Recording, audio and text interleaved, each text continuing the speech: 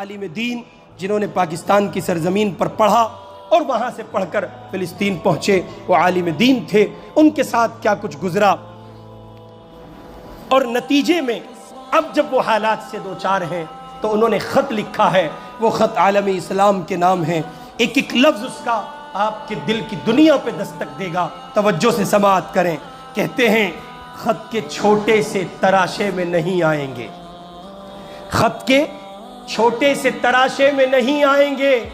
غم زیادہ ہیں لفافے میں نہیں آئیں گے۔ آگے کہتے ہیں سلامتی ہو تم پر اے دوست، امید کرتا ہوں تم خیر و عافیت سے ہوں گے، دن رات خدا کی نعمتوں کا لطف لے رہے ہوں گے، سردی آنے والی ہے تو لحاف اور گرم کپڑے الماریوں سے اتار لینا تاکہ ٹھنڈی ہوائیں تمہاری صحت پر اثر انداز نہ ہو، مخملی چادریں بچھا لینا کہ تمہارے پاؤں ٹھنڈی زمین کے عادی نہیں ہیں۔ آگے لکھتے ہیں تمہاری تسلی کے لیے لکھ رہا ہوں، ہم سب بخیر و عافیت ہیں، بس کل رات برابر والی عمارت پر میزائل آ گرا جس کی وجہ سے عمارت مسمار ہو گئی، ملبے تلے دفن لاشوں کو نکالنے کی کوششیں جاری ہیں، بارود کے کچھ ذرات آنکھ میں لگنے کی وجہ سے میری ماں کی آنکھوں کی بینائی جا چکی ہے۔ آگے کہتے ہیں بھاری ستون کندھے پر گرنے سے میرا ایک بازو تن سے جدا ہو گیا، دوسرے ہاتھ سے تمہارے نام یہ خط لکھ رہا ہوں۔ بابا پڑوسیوں کی خیر خبر لینے گئے ہیں، امید ہے کہ تھوڑی دیر میں ان کا لاشا صحیح سلامت گھر پہنچا دیا جائے گا، اور وہاں پرسوں ہی، اور ہاں آگے کہتے ہیں اور ہاں پرسوں ہی ایک چاند سے بچے نے میری بہن کے گھر جنم لیا، کل سے ہی میرے پہلو میں سویا ہوا ہے، سر کا اگلا حصہ کھلا ہوا ہے جہاں اب کچھ خون جمع ہوا ہے، لیکن آنکھیں نہیں کھول رہا ہے۔ سوچا تھا جب بولنے لگے گا تو پہلے میرا نام پکارے گا، لیکن ابھی تو صحیح سے رونا بھی نہیں سیکھا تھا کہ سو گیا، خیر اٹھ جائے گا ابھی نہیں جب اسرافیل سور پھونکیں گے۔ آگے کہتے ہیں سوچ رہا تھا ماجی کو ہسپتال لے کر جاؤں، لیکن خبر آئی ہے ہسپتال میزائل کے گرنے کی وجہ سے تباہ ہو گیا اور 800 روحیں جسم کی قید سے آزاد ہو چکی ہیں۔ ایک ہفتے سے سبزی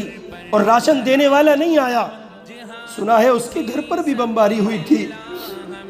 اور اس کا خانوادہ اس کے ملبے تلے دفن ہے، ملبے پر کتبہ لگا دیا گیا ہے جس پر لکھا ہے امت محمد کا مقبرہ۔ آگے لکھتے ہیں کبھی فرصت ملے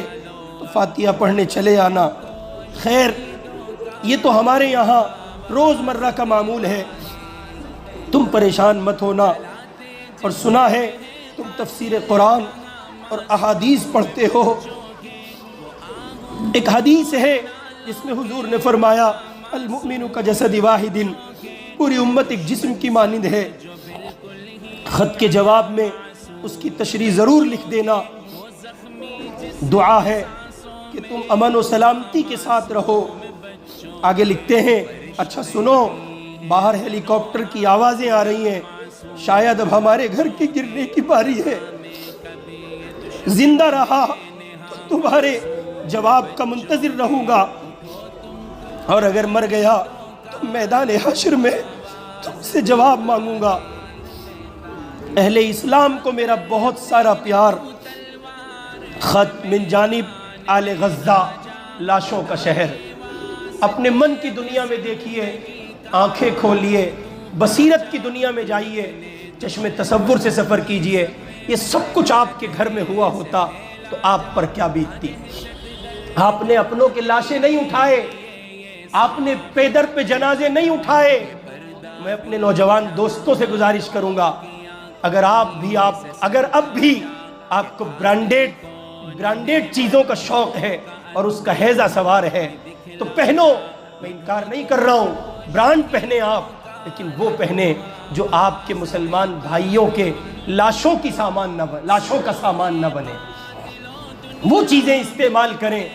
اور دیکھیں، سوچیں، جب آپ کسی مشروب کو پی رہے ہیں تو کہیں ایسا نہ ہو کہ آپ حقیقت میں کسی فلسطینی کا خون پی رہے ہیں، اللہ رب العزت والجلال مجھے اور آپ کو ان معصوم فلسطینیوں کی حمایت، ان کی محبت، ان کی اعانت کے لیے قبول فرمائے اور ان کی پریشانیوں کا خاتمہ فرمائے۔ ان کے شہداء کو اللہ تعالیٰ قرب کے اعلیٰ درجات نصیب فرمائے اور ان کے زخمیوں کو، بیماروں کو اللہ پاک کامل شفا نصیب فرمائے۔ وآخر دعوانا